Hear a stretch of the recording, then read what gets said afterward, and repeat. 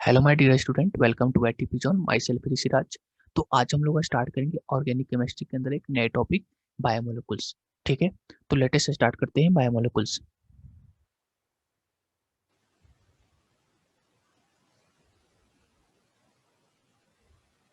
Biomolecules, अब यहाँ पे देखो, बायोमोलिकुल्स के अंदर भी एक छोटा सा टॉपिक पढ़ते हैं जिसका नाम है डी सीरीज। डी सीरीज, अब देखो एक्चुअली डी सीरीज के अंदर पढ़ते क्या है। डी सीरीज के अंदर एक्चुअली किसकी स्टडी करते हैं, किसके बारे में पढ़ते हैं। तो देखो मेनली जो टी सीरीज के अंदर जो होते हैं वो स्ट्रक्चर आते हैं, मतलब उस स्ट्रक्चर को याद हम कैसे कर सकते हैं, उस स्ट्रक्चर के बारे में पढ़ते हैं। तो सबसे पहले देखते हैं स्ट्रक्चर टी सीरीज के अंदर क्या क्या आता है।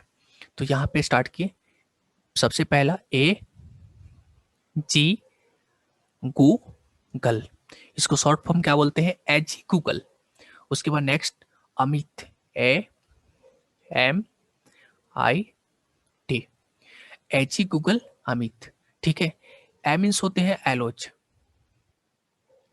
ए मीन्स होता है एलोज। जी मीन्स होते हैं ग्लूकोज,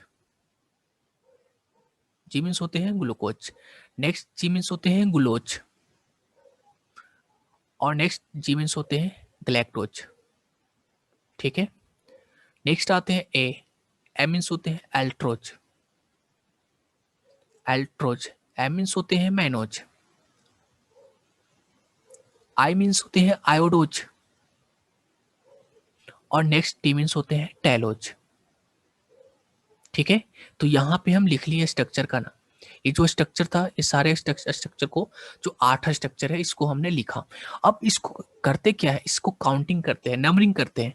जो एच गूगल है ना, इसको लिखते हैं ऑड के फॉर्म में। ऑड मीन्स 1, 3, 5 एंड 7, इसको ऑड के फॉर्म में लिख लिए।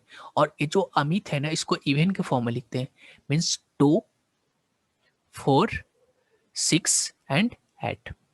ठीक है, तो एच गूगल को हम क्या लिखे, ऑड के फॉर्म में, और अमित को हम क्या लिखे, इवन के फॉर्म में।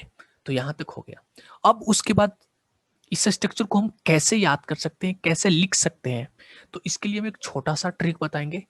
प्लीज उससे ध्यान से देखिए इस वीडियो को। बिल्कुल उस ट्रिक से जितने भी स्ट्रक्चर है ना, वो सारे स्ट्रक्चर अपने आप लिखा जाएगा। सपोज यहाँ पे पहला देखते हैं स्ट्रक्चर डी ग्लूकोज, क्योंकि डी ग्लूकोज तो सबको याद होता है, मेनली तो याद ही होता है डी ग्लूकोज। तो यहाँ पे देखते हैं डी ग्लूकोज कैसा स्ट्रक्चर होता है, इस स्ट्रक्चर को हम कैसे लिखते हैं। तो यहाँ पे लिखे डी ग्लूकोज, डी ग्लूकोज। अब यहाँ पे देखो डी ग्लूकोज में होते क्या है, इसके अंदर 2 फंक्शनल ग्रुप होता है।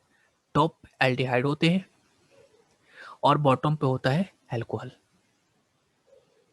टॉप पे एल्डिहाइड फंक्शनल ग्रुप होते हैं और बॉटम पे एल्कोहल। इसके अंदर टोटल 4 कायरल सेंटर होता है, 1, 2, 3 एंड 4। अब यहाँ पे होता क्या है, जो लोवेस्ट कायरल सेंटर पे है, जो लोवेस्ट कायरल सेंटर है, इस पे एच की पोजीशन लेफ्ट साइड होता है और ओ एच की पोजीशन राइट साइड। इसको बोलते हैं डी फॉर्म।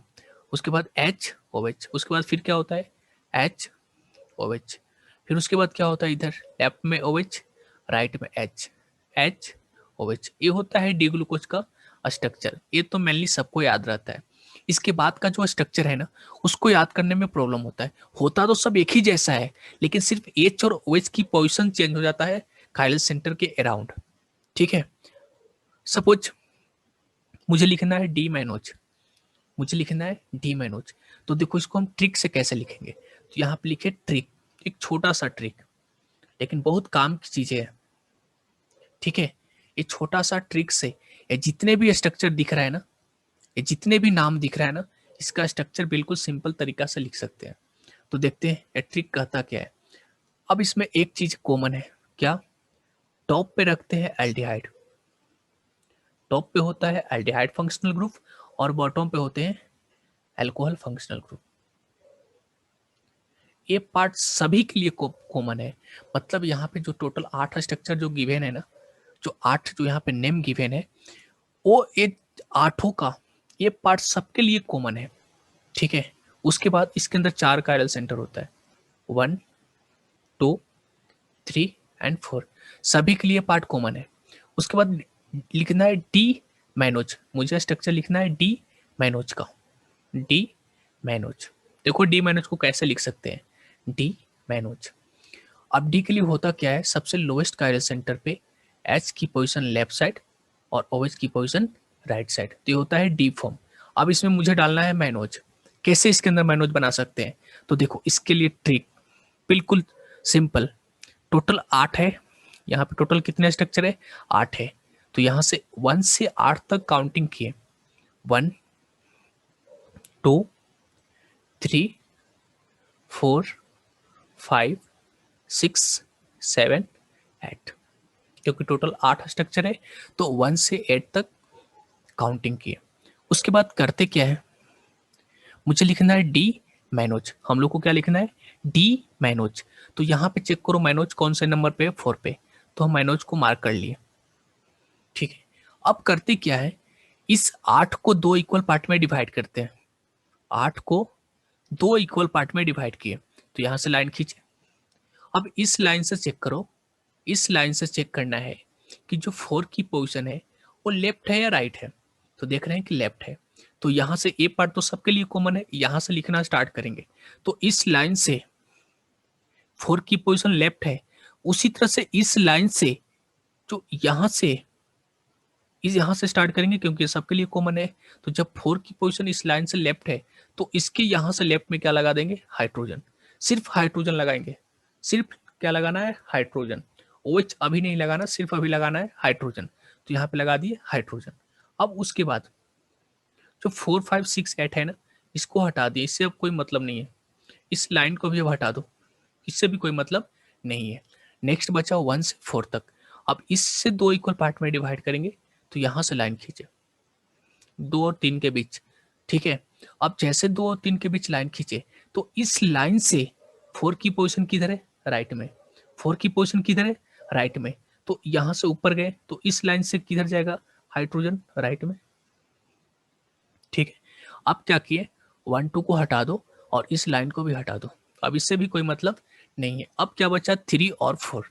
तो 3 और 4 को 2 इक्वल पार्ट में डिवाइड करते हैं, तो यहाँ से लाइन खींचेंगे ऐसे। अब इस लाइन से चेक करेंगे कि 4 की पोजीशन किधर है, राइट है। 4 की पोजीशन किधर है, राइट है।